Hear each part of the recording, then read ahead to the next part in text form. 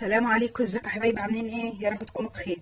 النهارده هعمل معاكم كيكه بالشوكولاته هتعجبكم. مكوناتها سهله ومقاديرها سهله ومتوفره في كل بيت. اول حاجه معايا زيت، لبن، خل، سكر، ملح، واربع بيضات في الشفشق. بس انا هعمل مقدار كبير، انا بقول لك على مقدار صغير اللي هي صينيه مقاس 28. المقادير اللي هقولها لك كلها دي صينيه مقاس 28، مالكيش دعوه باللي انا هحطه. ماشي؟ معايا هنا اربع بيضات، احط عليهم ذره ملح صغيره،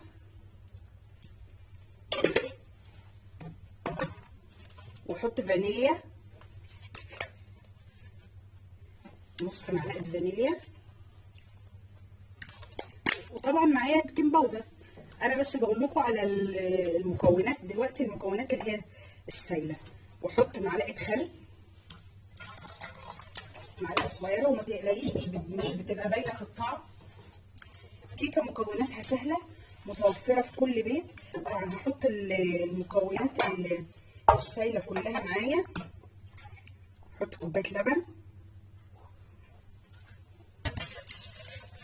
الكوبايه العاديه اللي هي 250 مللي، او مج الشاي العادي، مالكيش دعوه بالمج اللي انا بعمل بيه لان انا بعمل مقدار ونص. وهحط كوبايه الا ربع زيت، وبرده بنفس المقدار اللي انت هتحطي بيه، كوبايه الا ربع زيت.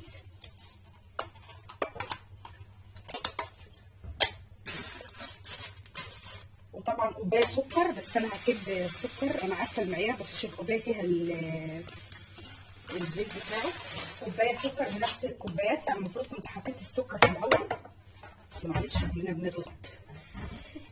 الكيكه طبعا انا هعملها في الخلاط، سهله سريعه، ما تقوليش في حاجه كلكعت، في حاجه ما عملتش، لا هنعملها في الخلاط وهتعجبك وان شاء الله باذن الله متوفره. حطيت المكونات كلها، اضرب المكونات.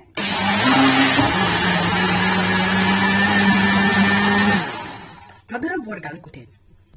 وده حبايبي الخليط بتاعي بعد ما ضربته. بصي تضربي لغايه ما لونه يغير كده، وتتاكدي ان مفيش سكر او حاجه قاعده في الشفشق. طبعا دي الخطوه دي هتسهل عليكي كتير قوي. الخلاط معروفه وسهله جدا. بعد كده احط معلقه كبيره بيكنج باودر او كيس لو عندك اكياس.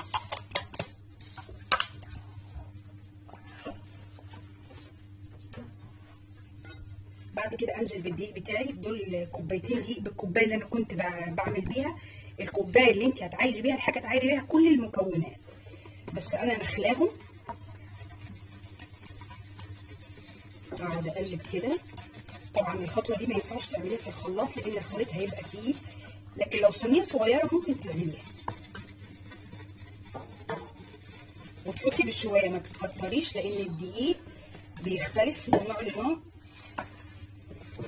حتى هيقول لي انت لسه ما حطيتيش الكاكاو لغايه دلوقتي، هقول لك في الاخر. بصوا بتحسوها هشه كده، كيكه الخلاط بتبقى هشه وجميله، بس تتاكدي انك انت المكونات كلها بتقلبيها كويس. ولو انا حطيت الكوبايتين وحسيت برده ان هي لسه سايله هحط تاني، يعني مش لان زي ما قلت لك من دقيق لدقيق بتفرق.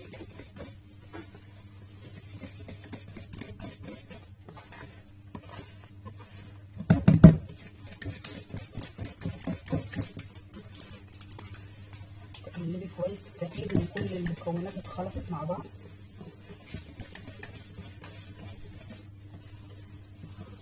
بس هي كده كويسه، وانت ممكن تبقي شايفاها سايله بس هي في ايدي تقيله، مش سايله. اكب نص الخليط في الطبق ده واخلي النص في الطبق التاني اهو. طبق نظيف، اهم حاجه الاطباق اللي تكوني بتشتغلي فيها تبقى نظيفه وما يبقاش فيها ميه، ما تبقاش مبلوله ولا فيها اي نقطه ميه. بعد كده النص دول احط عليهم معلقتين كبار كاكاو. ده كاكاو دريم طبعا غني عن التعريف اهو. الباكو ده بيبقى 4 معالق، انا حطيت نصهم اهو. طبعا ممكن لو لقيتيها تقيله تحطي معلقه لبن او حبه ميه دافيه.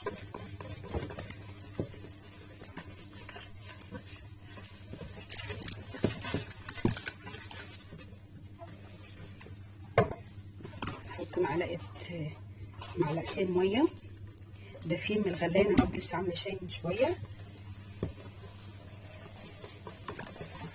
بس الميه الدافيه ما تحطهاش غير على الكيكه اللي فيها شوكولاته. الكيكه العاديه هتبوظي الكيكه بس اهي كده. اجيب بقى كيسين تلاجة افضي فيهم الخليط بتاعي وارجع لكم تاني.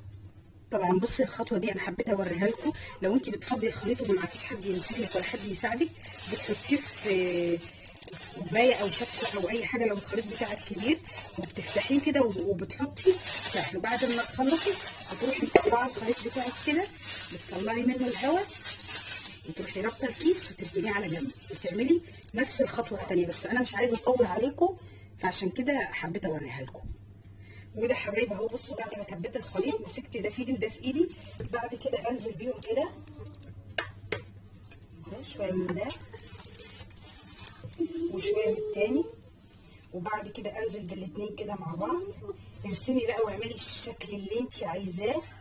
انا كل مره بعملها بتطلع الشكل مختلف، عشان مش هقدر اقول لك ايه الشكل اللي هيطلع، بس انت ارسمي فيهم. بصوا هو هي ما بتنزلش غير لما انت بتضغطي.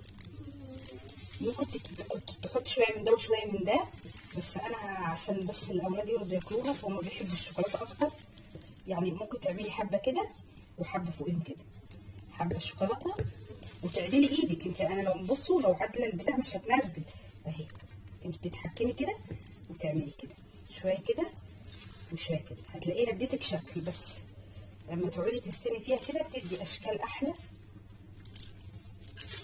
اهي. طبعا واحنا بنعمل في ده كله الفرن بتاعتي شغاله اهو، مولعه الفرن اهو، ولا تلعبي فيها، هدخلها زي ما هي كده، واما اطلعها هوريكم الشكل عامل ازاي. طبعا الفرن بتاعي شغال. الاول هشغله على الدرجه السخنه. طبعا انت ممكن بدل الاكياس تعمليها تحطيها في شفشه او في كوبايه هنا وكوبايه هنا، هتتحكمي فيها اكتر من الكيس. بس انا عشان الكيس، عشان انا كنت عايزه اعمل الشكل اللي انا بقول لك عليه ده.